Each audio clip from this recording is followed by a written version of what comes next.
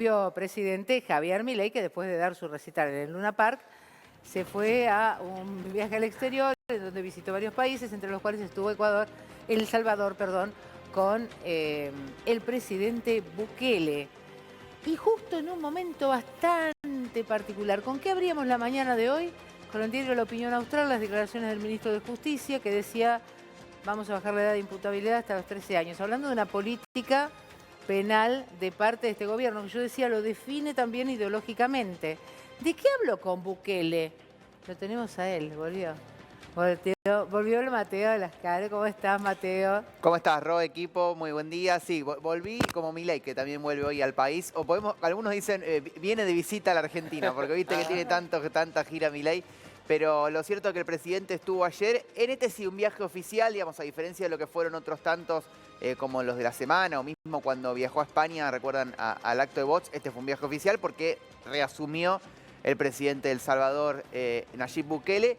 Una figura, como bien vos lo presentabas, que genera cierta polémica, pero a la vez magnetismo, ¿no? Porque, digamos, es un presidente que ha logrado reducir el porcentaje fuerte de violencia, o por lo menos de violencia, en un 80%, en las maras. dicen. Sí, el tema es si no se trasladó desde el Estado a las maras, ¿no? Porque en cuanto a la acción concreta, las maras se redujeron fuertemente y por eso ganó con tanto margen la elección, con el 89% de los votos está que lo consagra, producto del cual consiguió entonces esta reasunción a partir del día de ayer hasta el año 2029.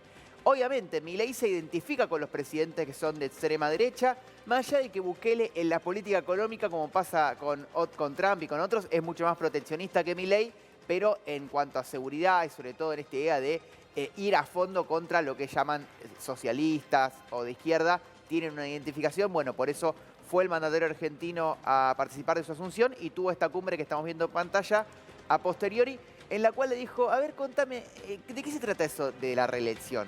¿O cómo es eso de ser reelecto? Si viviera el compañero Carlos, ¿sabes cómo lo contaría? Claro, le podría contar Menem, que intentó exactamente una re. El último, bueno, él y Cristina Kirchner, junto a Perón, los únicos que fueron reelectos aquí en Argentina. Pero lo cierto que fue entonces Milei de visita allí a El Salvador con Bukele y no se volvió con anuncios sobre cambios en la política de seguridad, pero como decías vos recién, el ministro de Justicia, Mariano Cunha de Barona, coincidentemente con el viaje de Milei, empezó a hablar de algo que es mucho más leve que lo que hace Bukele en El Salvador, que es la baja de la edad de imputabilidad. Probablemente un debate que se viene, es un debate que está latente hace tiempo en el país y que cada hecho que sale a la fama lo refuerza, ¿no? Cuando vemos menores que incluso propio narco, sobre todo, los selecciona por eso, Claro. porque son inimputables, entonces saben que no van a tener que estar presos. Bueno, lo cierto es que justo en ese momento coincide con las declaraciones de Cunha de Barona. Acá está el textual de Milei que dice, la estamos remando y funciona. Bueno, eso es lo que el optimismo, obviamente, que Milei incluso sale a vender su gestión al exterior, en este caso no buscando dinero, porque con otros lo hace cuando fue a Silicon Valley, que la semana, o mismo cuando se reúne con gente del Fondo Monetario, lo hace pasando la gorra. Claro, no fue esa la intención de la cumbre con Bukele, sino esto de reforzar la línea y la postura de seguridad. Bueno, me acuerdo que aquí en Crónica recientemente hubo una cobertura de lo que son, de cómo se vive en El Salvador y cómo es el Salvador de Bukele, para mostrar un poco el éxito que tuvo en ese punto el mandatario salvadoreño.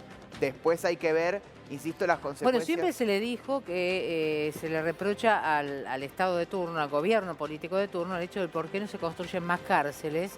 Y bueno, Bukele justamente fue revolucionario en ese sentido porque hizo una cárcel gigantesca en medio de la nada misma, sí, en donde hospedó a todos los presos que consideraba de máxima peligrosidad.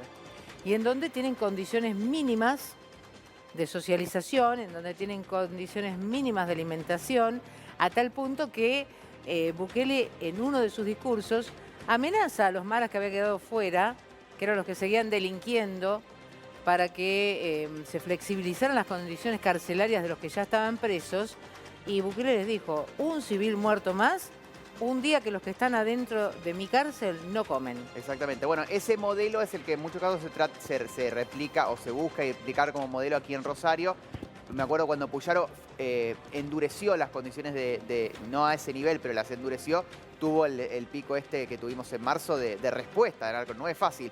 Y hay dos cuestiones siempre que son para mirar con lupa cuando se lleva a cabo esta política como la de Bukele. La primera, obviamente, la cuestión de los derechos humanos, digamos, cuánto se respeta o no, porque en el fondo, digamos, no es si no se parece a un campo de concentración, digamos, hay que ver el límite entre respetar los derechos humanos y ser más duro con la política carcelaria con ese tipo de mensajes. Y por otro quizá lado, construir unidades carcelarias, que es lo que hace falta, ¿no? Porque las unidades carcelarias de nuestro país están superpobladas, las comisarías, las alcaldías. Sí, hay ratas con comida. Entonces de ahí las condiciones de hacinamiento, las que viven, en donde la Constitución se enarbola sendos pactos en donde se habla de las condiciones carcelarias y no se cumple ninguno. No se cumple.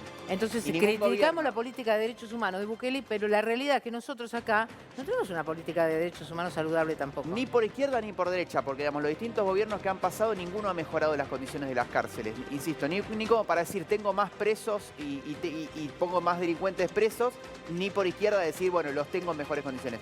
Y digo, lo otro riesgoso de este tipo de política es que no agarren a perejiles, ¿no? Porque en definitiva Inocentes. a cualquier Es como mara... la pena de muerte, ¿no? Claro. Uno siempre se plantea el tema ese como más controversial. ¿Con qué derecho le quitas la vida a otro? Bueno, ¿con qué derecho le quitas su bien más preciado, que es la libertad, cuando no tenés elementos suficientes para poder llevar adelante el juicio? Es muy fácil decir, bueno, agarra un grupito de 10, los 10 son integrantes de una mara. Insisto siempre con la palabra mara porque es lo que pasa allí en El Salvador, pero tomemos esa idea para la Argentina también, ¿no? El esquema típico delincuencial y más grave, más claro, peligroso. pero digo, agarramos un grupito de 10 y de esos 10 por ahí 7 cometieron, 6 son violentos y otros 4 por estar juntados van todos allí a la cárcel y claro, numéricamente le sirve al gobierno decir, bueno, metí a 10.000, por decir algo, delincuentes presos y en realidad no son todos delincuentes. Bueno, ese es el riesgo que conlleva una política tan dura de seguridad. Lo cierto es que en cuanto a la población de El Salvador es exitosa. Bukele arrasó en una reelección polémica porque él vulneró la Constitución, no podía presentarse y sin embargo se bueno, pero hizo un referéndum primero. Pero no para está poder... del todo reconocido. Porque banca todo él económicamente sus propias campañas, porque es Bueno, recontra empezó siendo multimillonario así, también. tuitero, youtuber. Empezó Es como un outsider, influencer, igual que Milei. Un outsider, en ese punto también tienen esa cuestión en similitud. Y bueno, hasta el 2029 por lo menos va a gobernar allí en El Salvador. Hay que ver qué le permite la Constitución a El Salvador y qué no nos permite a nosotros, porque quizás se puede hablar de políticas carcelarias abiertamente, podemos tener intención y podemos pensar o proyectar determinadas maneras de llevar adelante las cosas y a veces el ciudadano común se plantea, ¿por qué no hacemos la gran Bukele y empezamos a meter presos en una gran cárcel gigantesca que esté alejada, que esté en la luna y que no tengan contacto los reos con ningún otro ser humano, etcétera, etcétera?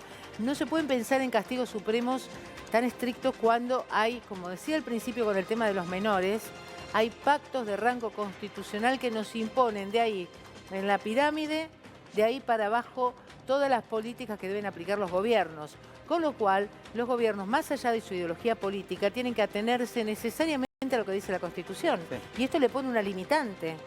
Y un gran punto. Y el otro es que en materia penal solamente puede legislar el Congreso. No se puede hacer un DNU, no se puede hacer algún tipo de decisión presidencial. Sí, siempre puede ser un proyecto, pero siempre tiene que estar refrendado por el Congreso. Claro, si no tiene la autorización parlamentaria, no podría hacer nunca Milei muchas de las medidas que tomó el presidente de El Salvador, Bukele.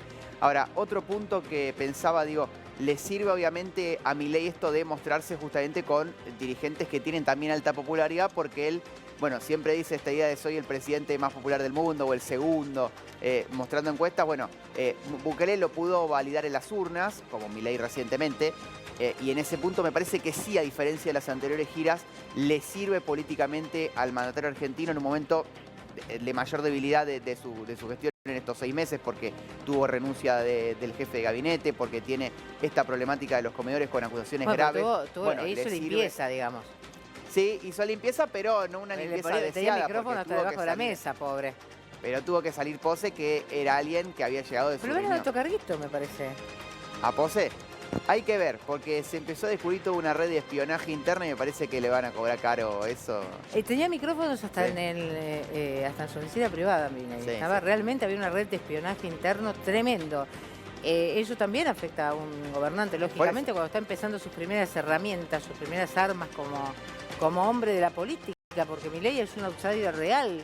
en lo Sí, que respecta totalmente. a la política. En su equipo también, porque en algunos casos vos podés ser un outsider, pero digamos, venir con un equipo atrás. En el caso de Milei no, de hecho, siempre ahí vemos a Karina Milei, con quien hace los viajes, tampoco viene de la política. Es decir, no es que viene él como lo novedoso, pero tiene todo un equipo. Hay muy pocos ministros con experiencia. Sí, Lo sí, dijimos yo cuando se creo armó que el Pato gabinete. Bullrich es una de las que más trayectoria política tiene. Sí. Y muy pocos son los ministros, el caso de Guillermo Franco, Guillermo por Franco, ejemplo. que ahora es jefe de gabinete, totalmente.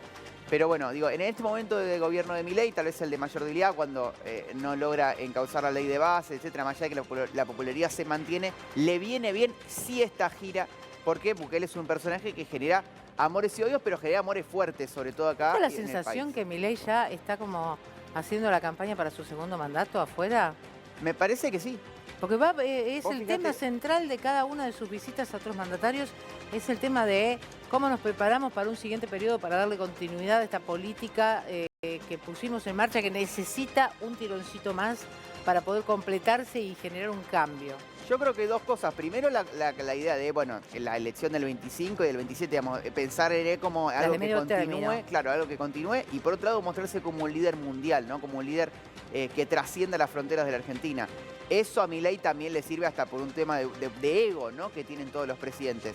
Pero se nota que él está intentando tomar como, bueno, el triunfo del 23, que llegó con un mensaje, lo quiere extender y, digamos, hacer como esa idea que hizo Trump de convertirlo en una marca, Trump lo decía, el MAGA, Make America Great Again. Bueno, Milei quiere llegar con ese viva la libertad a todo el mundo. Ese es como un poco el modelo que quiere tomar.